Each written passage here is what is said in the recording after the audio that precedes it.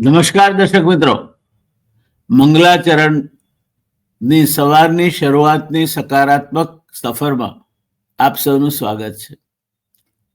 રાત્રિ ગમેષ્યતિ ભવિષ્યતિ સુપ્રભાતમ. રાત્રિ વીતી ગઈ છે, સુપ્રભાત તમારા સામે ઊભું છે. જે ગયું તે ગયું. કવિ અનામીએ કહ્યું છે, ગત તે ગત, અનાગતની અજાણગત. જે આવવાનું છે એની શું ગતિ હશે એનાથી આપણે વાકેફ નથી. જો માણસને ભવિષ્ય ખબર પડી જતું હોત તો કદાચ માણસની જિંદગી દુષ્કર બની જાત. અને એટલે આજની આ મંગળમય સવારે આપનો આવનાર સમય મંગળમય બની રહે, આપનો દિવસ આનંદ મંગળમાં વીતે, એવી તમારા દોસ્ત જયનારાયણની હાર્દિક શુભકામનાઓ સાથે આ મંગળ સવારને મંગલાચરણથી આપણે વધાવીએ. દોસ્તો, તમે મુંબઈ ગયા હશો તો સત્કારનું નામ સાંભળ્યું છે. આ રેસ્ટોરન્ટ છે ચર્ચગેટ પર આવેલી. મુંબઈની એ કદાચ પહેલી એર કન્ડિશન રેસ્ટોરન્ટ હતી.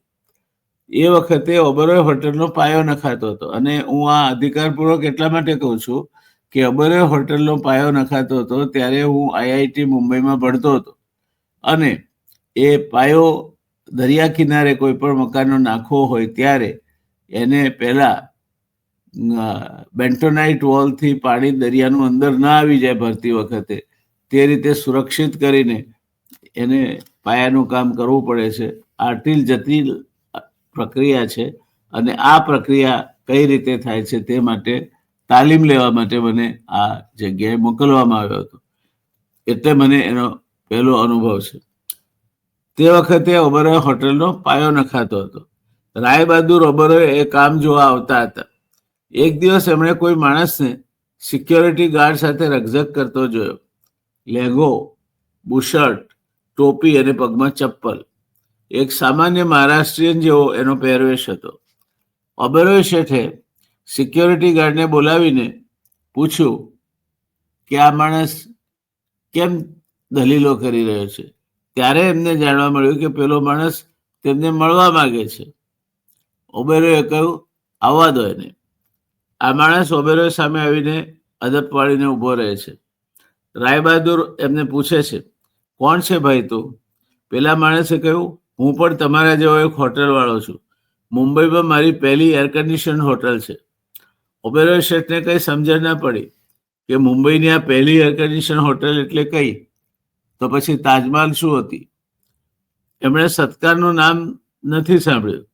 થોડી વારે એમના મગજમાં બત્તી થાય છે કે આ મહાશય જે કહી રહ્યા છે તે હોટલ નહીં પણ રેસ્ટોરાં છે. હોટેલ અને રેસ્ટોરાં વચ્ચેનો તફાવત જેને ખબર ના હોય એવો આ રેસ્ટોરાંનો માલિક એમની સામે ઊભો હતો અને પોતાને ઓબેરોય શેઠની બરોબરીનો ગણતો હતો. ઓબેરોય શેઠે એને મળવાનું પ્રયોજન પૂછ્યું. પેલા માણસે કહ્યું, હું પણ મુંબઈમાં તમારા જેવી મોટી હોટલ બાંધવા માંગુ છું, કદાચ તમારાથી પણ વધારે મોટી. આ માણસની હિંમત તો જુઓ. પગમાં ચંપલ, લેંઘો, બુશર્ટ અને ઉપર ટોપી પહેરેલો આ માણસ ઓબેરોય શેઠને કહે છે કે તમારાથી મોટી હોટલ હું બાંધવા માંગુ છું. ઓબેરોય શેઠને લાગ્યું છે કે આ માણસની ડાગડી થોડી ચસકેલી છે. વાત પૂરી થઈ. માણસ વિદાય થયો. એ દિવસે એના મનમાં એક ચોક્કસ મહત્વાકાંક્ષાએ જન્મ લઈ લીધો. એ મહત્વાકાંક્ષા હતી ઓબેરોય જેવી પંચતારક હોટેલ બાંધવાની, અને એ પણ જેવી તેવી નહીં, પણ ભારતમાં કોઈએ ન બાંધી હોય તેવી હોટેલ. પર્યાવરણ સાથે સંપૂર્ણ તાલમેલ સાધીને ચાલે તેવી હોટેલ, જેને આપણે ઇકોટેલ કહીએ. ઇકો હોટેલ બે ભેગું કરીએ, પર્યાવરણની સાથે તાલમેલ ચાલે તેવી હોટેલ. એના માટે વિઠ્ઠલે ખૂબ મોટું સાહસ કરવાનું હતું. વિઠ્ઠલ કામત એ માણસનું નામ હતું. એને ખૂબ મોટું સાહસ કરવાનું હતું. તકલીફો ઘણી આવી. પૈસા રોકાતા જ ગયા, ખર્ચો વધતો ગયો, દેવું વધતું ગયું, માના દાગીના ગીરવે મૂકવા પડ્યા. આમ છતાંય પ્રશ્નો અને પૈસાની ભીસ એનો પીછો છોડતી નહોતી. એક દિવસે કંટાળ્યો. એણે વિચાર્યું, મેં મારું સર્વસ્વ આમાં નાખી દીધું, છતાંય આ પ્રોજેક્ટ હું પૂરો કરી શકું તેમ દેખાતું નથી. નિરાશાએ એનો કબજો લઈ લીધો. જુઓ દોસ્તો, માણસ પોતાનું બધું જ ગુમાવી બેઠો છે. માના ઘરેણા ગીરવે મુકાઈ ગયા, પોતાની પાસેનો પૈસો હોમાઈ ગયો, હવે એની પાસે પૈસા નથી, ચારે તરફ નિરાશા છે. હોટલની સાઇટ ઉપરથી નીકળી તે નરીમાન પોઈન્ટ તરફ ચાલ્યો, જ્યાં તેના ખૂબ નજીકના મિત્રની ઓફિસ હતી. મનમાં નિર્ધાર કર્યો કે આજે આ મિત્રને આખરી વાર મળી લઉં.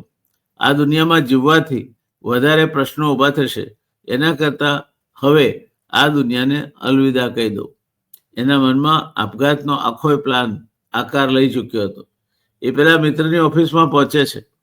મિત્ર એના માટે નારિયેળ પાણી મંગાવે છે અને થોડું કામ છે એટલે તેને બેસવાનું કંઈ કેબિનમાંથી બહાર જાય છે.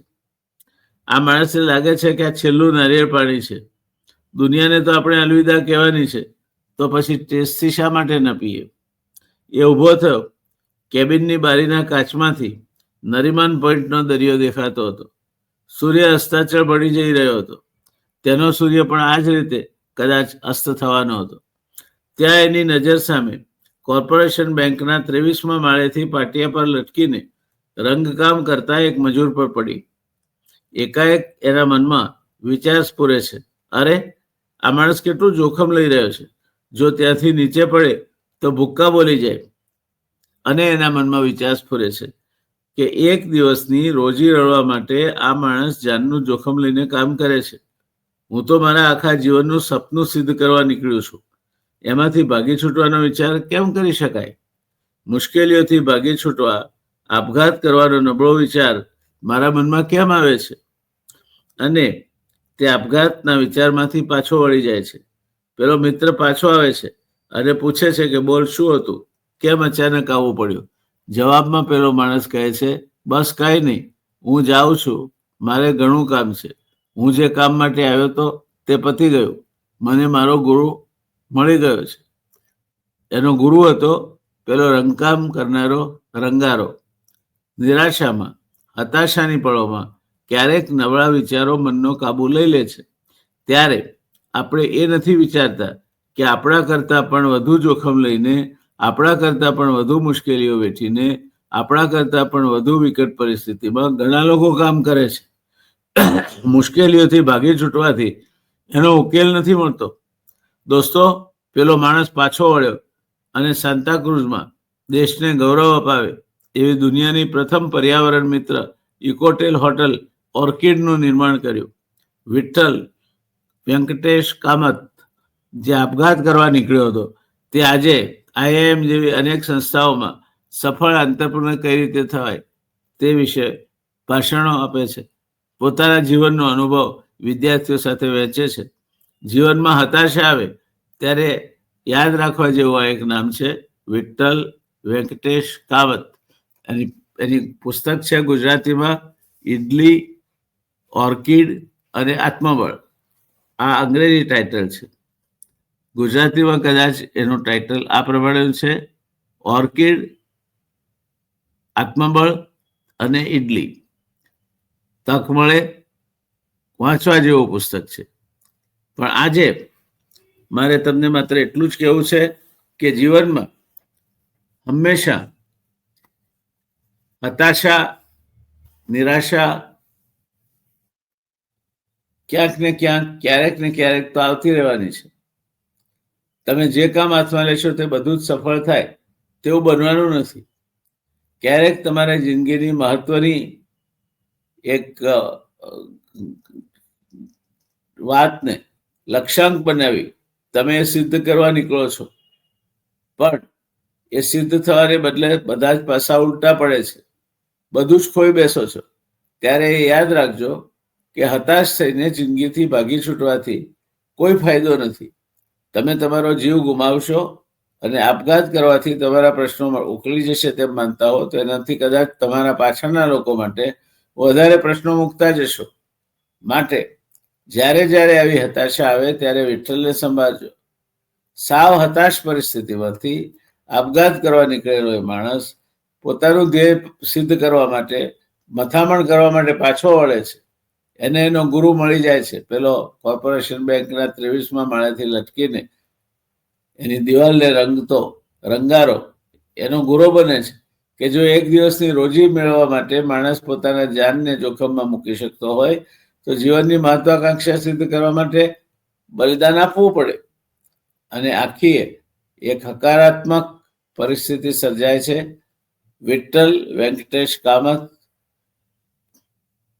મથે છે, પરિશ્રમ કરે છે, સફળ થાય છે અને સફળ થાય છે માટે આખી દુનિયા એને પૂજે છે. એને સાંભળવા હવે IIM જેવી સંસ્થાઓ એને નિમંત્રણ આપે છે. તમે પણ દોસ્તો જે કોઈ કામ હાથમાં લો તેમાં સફળ થાઓ. ક્યાંક નિરાશા મળે, ક્યાંક નિષ્ફળતા મળે તો જરાય નિષ્ફળ થયા વગર, જરાય નિરાશ થયા વગર, જરા પણ હિંમત હાર્યા વગર તમે એ નિરાશાને એક બાજુ મૂકીને સતત ઉદ્યમ અને પરિશ્રમ થકી સફળતાને પામો એવી હાર્દિક શુભકામનાઓ સાથે આજની આ વાત પૂરી કરું છું. આપના મિત્ર જયનારાયણને આજ્ઞા આપશો. શુભ દિવસ. Have a nice day.